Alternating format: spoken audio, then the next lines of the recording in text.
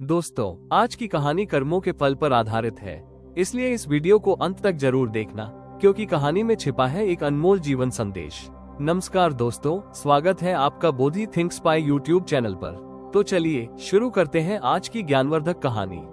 बहुत समय पहले की बात है। एक गाँव में एक साधारण किसान रहा करता था।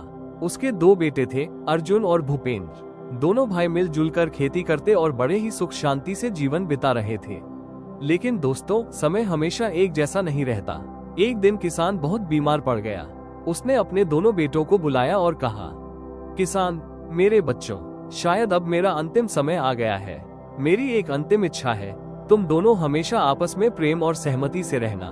मैंने बुरे समय के लिए कुछ अशर्फियां इकट्ठी की थी, जो घर के पीछे बरगद के पेड़ के नीचे दबी है। लेकिन वादा करो, सिर्फ जरूरत पड़ने पर ही उसे निकालना। दोनों बेटों ने वादा किया। कुछ ही दिनों बाद किसान ने अपने प्राण त्याग दिए। छोटे भाई अर्जुन का दिल टूटा हुआ था, लेकिन बड़े भाई भूपेंद्र के मन में कुछ और ही चल रहा था।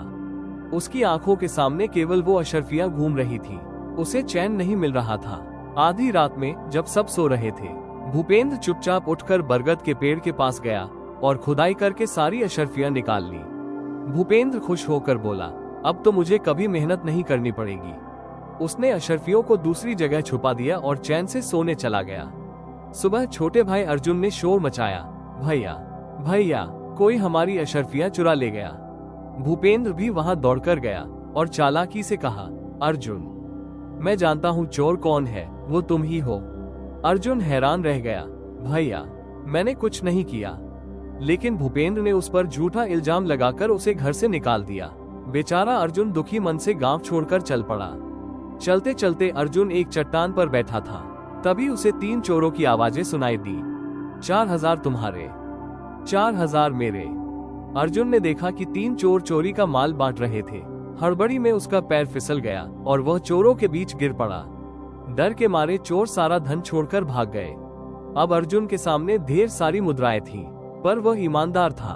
उसने सोचा, ये चोरी का धन है, मैं इसे हाथ नहीं लगाऊंगा, और वो उसे एक पेड़ के नीचे गाड़ कर निकल पड़ा।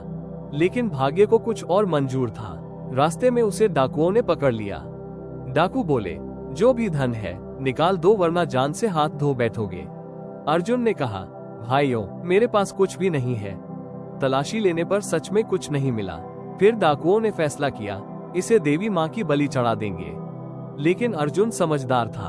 उसने कहा, अगर तुम लोग मुझे छोड़ दोगे तो मैं तुम्हें 8000 स्वर्ण मुद्राओं का पता बता सकता हूँ। लालच में आकर डाकू मान गए। अर्जुन ने अगली सुबह उन्हें उसी जगह ले जाकर सारी मुद्राएं दिला दी। अब डाकू अर्जुन पर भरोसा करने लगे और उसे अपने दल में शामिल कर लिया। कुछ दिनों बाद अर्जुन ने डाकुओं से कहा, मैं अपनी बूढ़ी माँ से मिलने 10 दिन के लिए घर जाना चाहता हूँ। सरदार ने इजाजत दे दी। लेकिन अर्जुन घर नहीं गया। वो सीधे राजा के महल पहुंचा, क्योंकि अब उसके मन में थी एक योजना। राजा पहले से ही डाकुओं से परेशान था। जब अर्जुन ने सारी जानकारी दी तो राजा ने उसे गुप्तचर बनाकर भेजा और फिर एक भयानक योजना के तहत डाकुओं का अंत कर दिया गया। अर्जुन अपने गांव लौटा। समय ने उसे फिर से खुशियों से भर दिया, और भूपेंद्र, उसका लोभ उसे बर्बाद कर चुका था। वह पश्चाताप की आग में जलता रहा। दोस्तों, इस कहानी से हमें सीखने को मिलता है, लोभ और झूठ का फल कभी अच्छा नहीं होता। वहीं सच्चाई, धैर्य और बुद्धिमानी से किया गया हर कर्म आखिर में आपको सफलता और सम्मान जरूर दिलाता है। अगर आपको ये कहानी पसंद आई हो तो वीडियो को लाइक और चैनल को सब्सक्राइब जरूर करिएगा। मिलते हैं एक और नई प्रेरक कहानी के साथ। धन्यवाद।